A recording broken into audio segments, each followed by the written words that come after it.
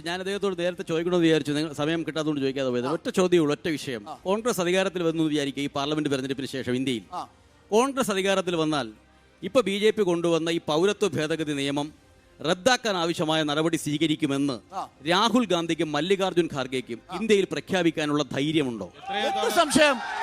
എന്താ സംശയം? അത് ആ ചോദ്യം അപ്രസക്തമാണ്. എന്തുകൊണ്ട്?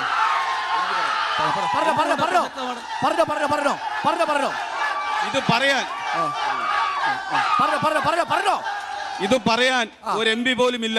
പടവലങ്ങയെ പോലെ താഴോട്ട് പോകുന്ന പാർട്ടിയാണ് കേരളത്തിലെ CPM. ഞാൻ പറയട്ടെ, ഡൽഹിയില്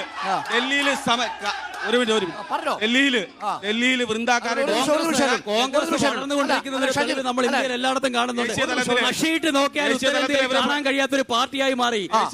റായ്ബറേലിയിൽ മത്സരിക്കുന്നില്ല, അമേഠിയിൽ നിന്ന് ഭയം തോന്നി വയനാട്ടിൽ വന്ന് മത്സരിക്കുക.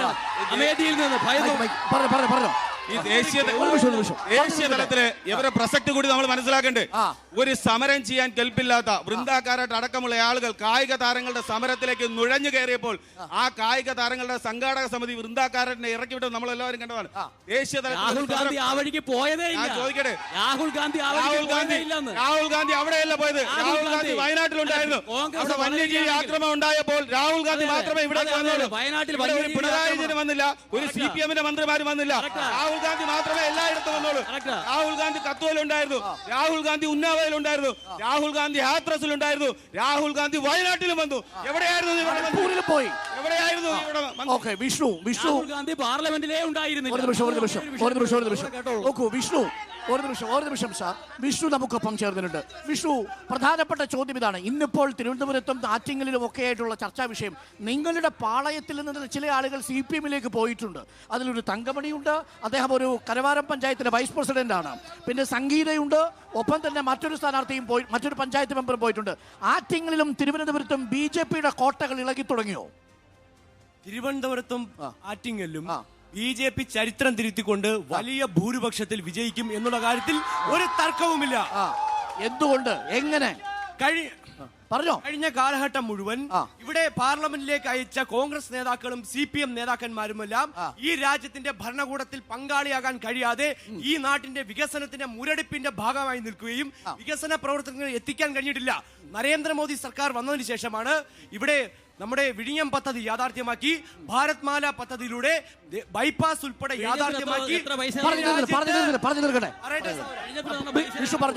ബൈപ്പാസ് ഉൾപ്പെടെ യാഥാർത്ഥ്യമാക്കിയത് നരേന്ദ്രമോദി സർക്കാരാണ്. അതുകൊണ്ട് നരേന്ദ്രമോദി സർക്കാരിന്റെ പ്രതിനിധികളായി 400 MP-മാർ പാർലമെന്റിൽ എത്തുമ്പോൾ ആറ്റിങ്ങിൽ നിന്നും തിരുവനന്തപുരത്ത് നിന്നും BJP-യുടെ പ്രതിനിധികൾ പാർലമെന്റിൽ ഉണ്ടാകും. അതിന് യാതൊരു തർക്കവുമില്ല. പക്ഷേ വിഷ്ണു, നിങ്ങളുടെ 3 അംഗങ്ങൾ, പഞ്ചായത്തിലെ 3 അംഗങ്ങൾ CPM-ലെത്തി ഇന്ന്. അല്ല, പഞ്ചായത്തിലെ ഒരാൾ മാത്രമല്ല CPM-ന്റെ അടക്കം പോയി എന്ന് പറഞ്ഞ് ഞങ്ങൾക്കൊന്നും സംഭവിക്കില്ല.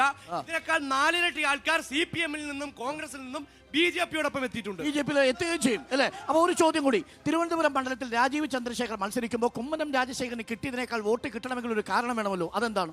ഈ നാട്ടിൽ വികസനം കൊണ്ടുവരാൻ സാങ്കേതിക വിദ്യയിലൂടെ തിരുവനന്തപുരം നഗരത്തെ ലോക ശ്രദ്ധയിലേക്ക് കൊണ്ടുവരാൻ രാജീവ് ചന്ദ്രശേഖരന് കഴിയുമെന്നുള്ളത് കൊണ്ട് തന്നെയാണ് ഈ നാട്ടിലെ ജനങ്ങൾ വോട്ട് ചെയ്യാൻ പോകുന്നത്.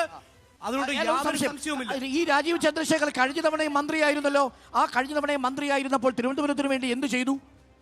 തിരുവനന്തപുരത്ത് നിന്ന് വിജയിച്ച ശശി തരൂർ എന്ത് ചെയ്തു ഈ നാടിന് വേണ്ടി? ശശി തരൂരിന്റെ തരൂര് പറയട്ടെ. പക്ഷേ രാജീവ് ചന്ദ്രശേഖർ മന്ത്രിയാണ്, പ്രതിനിധിയായിരുന്നില്ല.